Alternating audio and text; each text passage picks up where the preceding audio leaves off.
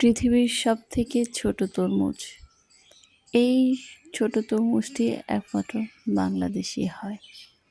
এই ছোট্ট তরমুজটি কাঁচা থাকা অবস্থায় সবুজ কালার থাকে এবং এটি পাকা অবস্থায় হলুদ কালার হয়।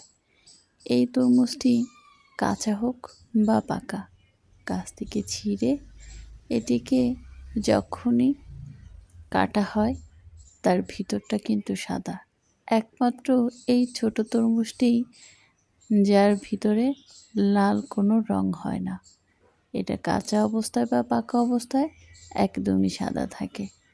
এই ছোট্ট তরমুজটিকে আমাদের অঞ্চলে কাকুর নামেই সবাই জানে।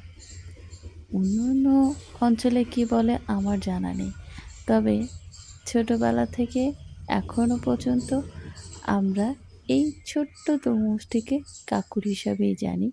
এটা খেলার ছলেই সবসময় ব্যবহার হয়, বা গরু ছাগল খায়, মানুষ খায় কিনা জানি না।